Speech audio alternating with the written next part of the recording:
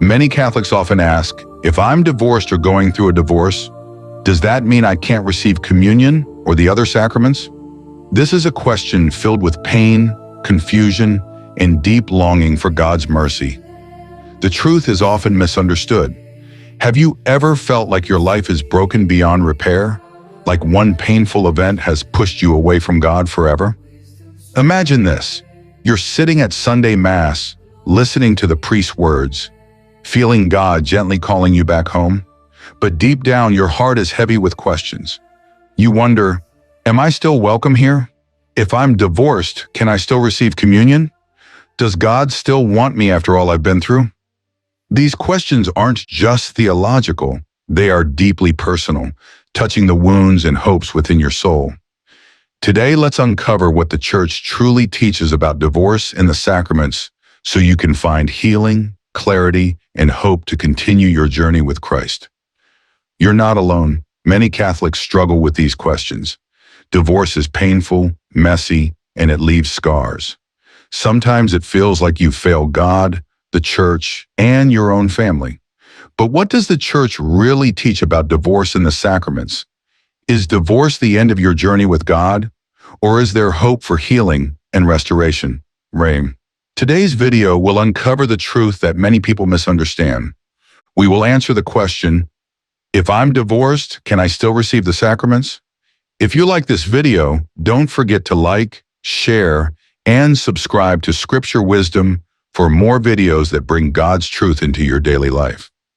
First, let's clear up a big misunderstanding. Many Catholics believe that if you're divorced, you can never receive communion again. This is not true. The Catholic Church teaches that divorce alone does not exclude you from the sacraments. Divorce is not an automatic sentence that separates you from God forever. The Catechism says divorce is a grave offense when it unjustly breaks the marriage covenant.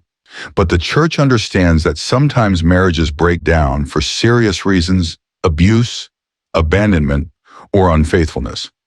For example, imagine a woman named Linda. She married her husband in the church with full hope and trust.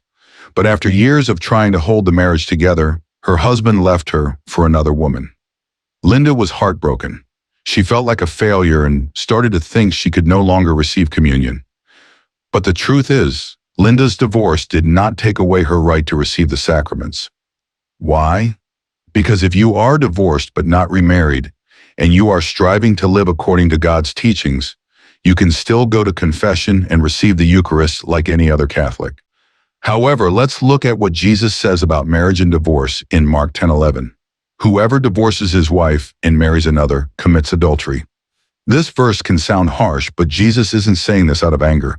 He is reminding us that marriage is sacred and reflects God's unbreakable love for his people. When two people marry, they become one flesh before God. That's why the Church protects marriage so strongly. But does this mean a divorced person can never marry again? Not exactly. Here is where the problem comes in. The issue is not divorce itself. The problem arises when a divorced person enters into a new marriage outside the Church without an annulment. An annulment is not the same as divorce. Divorce is a civil ending of a marriage. An annulment is the Church declaring that a true sacramental marriage never existed due to serious reasons present at the time of the vows, such as deceit, immaturity, or lack of true consent. For example, imagine John. He married when he was very young and didn't truly understand what lifelong commitment meant. Later, he realized his marriage lacked real sacramental consent. After seeking help from his parish, the Church granted him an annulment. He was then free to marry again in the Church. However, if someone remarries without an annulment, they enter a sexual relationship with a person who is not their sacramental spouse. In this situation, the Church teaches that receiving communion is not allowed until the situation is resolved. This is because the Eucharist is the highest expression of union with Christ, and living in a state that contradicts his teaching prevents full communion with him. But here's the beautiful truth.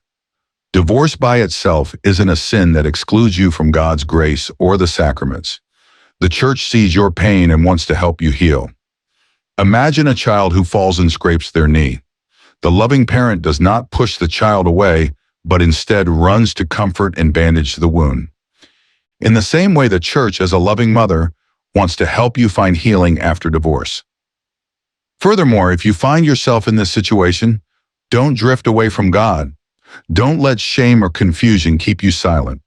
Talk to your priest, ask questions, seek guidance. The church wants you close to Christ, not far from Him. So what can you do today if you are divorced? Pray daily, ask God to heal your wounds and strengthen you in this season. Go to confession regularly and reconnect with God's mercy. Attend Mass, even if you cannot receive communion due to remarriage without annulment. Your presence is powerful and meaningful. Speak to your priest if you are considering a new marriage and ask about the annulment process. It can be long, but it brings clarity, peace, and freedom. Join a Catholic support group because talking to others who have experienced divorce can bring healing and hope. Always remember, God never stops loving you because of divorce. Nothing can separate you from His love unless you choose to walk away yourself. The church wants to help you remain close to Him, to find true peace, healing, and purpose in your life again. If you know someone struggling with guilt, shame, or confusion about divorce and the sacraments, share this video with them. You could be the light that guides them back to God's embrace. Today we learn that divorce alone does not take away your right to receive the sacraments. The church understands the pain and complexity of broken marriages. The real obstacle arises only when someone remarries outside the church without an annulment. But here is the hope. God's mercy is always greater than your past. If you're divorced, don't walk away from the sacraments in fear. Instead, run to God with your pain, your questions, and your broken heart. The church is not here to condemn you. The church is here to walk with you like a loving mother, guiding you back to Christ who heals, restores, and renews all things. If this video has helped you understand the church's teachings better, don't keep it to yourself.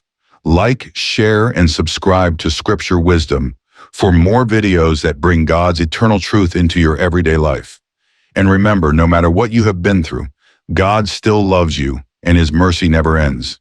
Stay strong in faith and keep walking towards the light of Christ.